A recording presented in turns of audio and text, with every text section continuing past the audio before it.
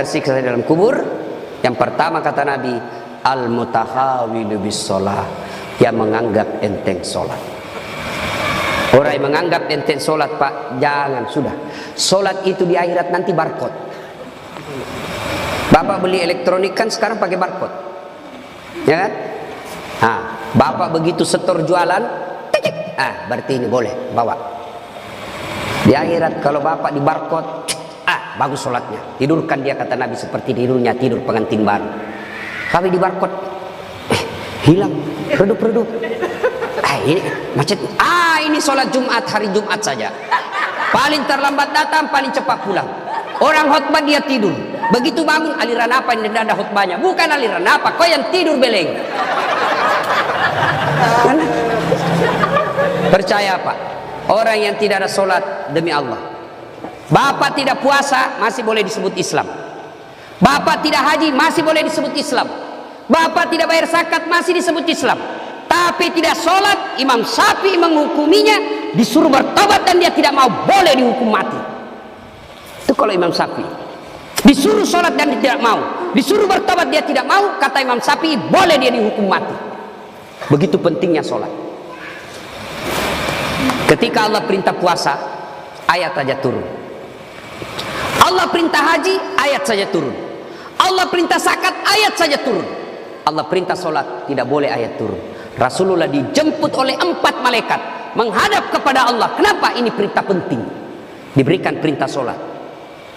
Pak Menteri, ada himbauan kepada seluruh kepala daerah se-Indonesia, hanya berupa himbauan cukup WhatsApp dalam grup. Tapi kalau itu berupa SK yang penting, Gubernur datang kantor Menteri. Kenapa? Ini penting, tidak boleh kok di WhatsApp. Sholat demikian pentingnya sehingga Nabi harus diundang menghadap. Itulah disebut Isra dan Mi'raj. Bapak kerja jadi Grab, jadi menteri, munafik kalau Bapak katakan bukan untuk dunia saya, bohong. Kita bekerja apapun profesi kita untuk memperbaiki dunia. Lalu siapa yang punya dunia? Allah Subhanahu wa ta'ala. Artinya mustahil dunia dalam genggaman. Kalau yang punya dunia Bapak jauhi. Saya kasih contoh.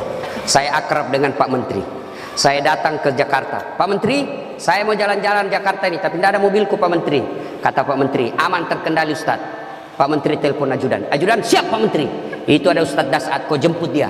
Nanti dikena lagi kita di ceramah. Kau jemput dia. Kasih mobil yang bagus, kasih pengawalan, jangan lupa kasih pembeli pulsa. 1 jam kemudian datang ajudan. Tapi Pak Ustaz, kiriman Pak Menteri, aman, selesai masalah saya di Jakarta. Kenapa? Saya akrab sama Pak Menteri. Ada dari Makassar, tidak pernah ketemu, tidak pernah silaturahmi, tidak pernah didengar namanya, tidak pernah lihat. Assalamualaikum Pak Menteri, boleh pinjam mobilnya? Siapa ditelepon Pak Menteri? Ajudan, bukan. Siapa? Kapolres. Tangkap itu, penipu. Tidak pernah ketemu, pinjam mobil, pasti penipu itu. Demikian juga dengan Allah. Bapak tidak pernah sholat, tiba-tiba sakit, ya Allah saya sudah capek sakit, ya Allah sembuhkan penyakitku. Allah berfirman, malaikat, karena dia sudah capek sekali cabut nyawanya. Sholat Pak. Apa alasan Bapak tidak mau sholat?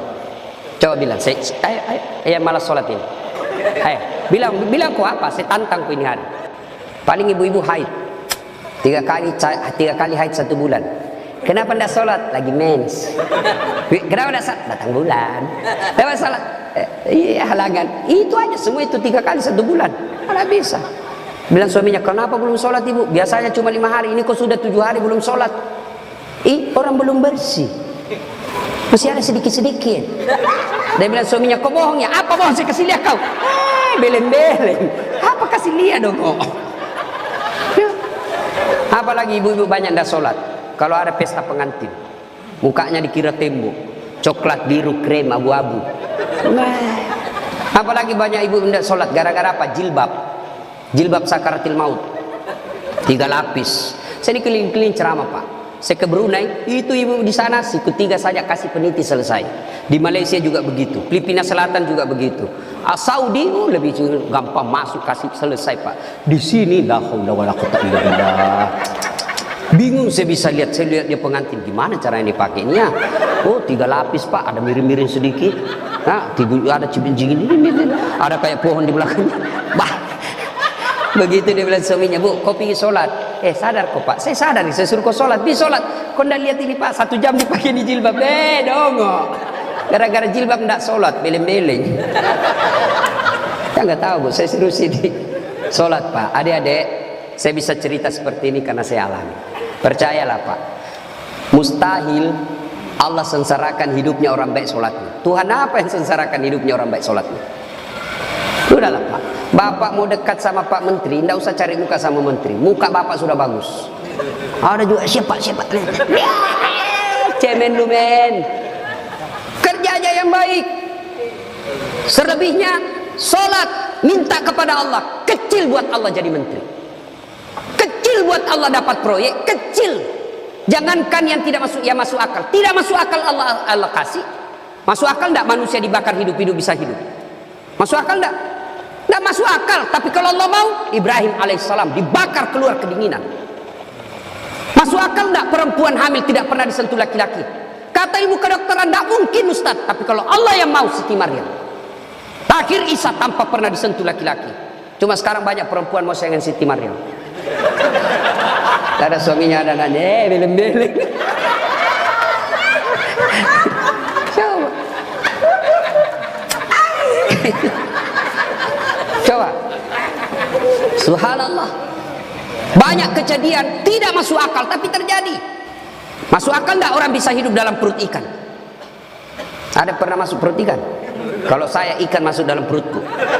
Kalau Allah yang mau, Yunus alaihissalam 40 hari dalam perut ikan, hidup keluar dengan selamat. Apalagi sekedar punya mobil kecil buat Allah, kecil. Lunas rumahmu kecil buat Allah, terhindar dari wabah kecil buat Allah. Allah cuma minta ista'inu bisabri wassalah. Sabar, perbaiki sholatmu, saya yang selesaikan semua masalahmu. Itu janji Allah, bukan janji caleg.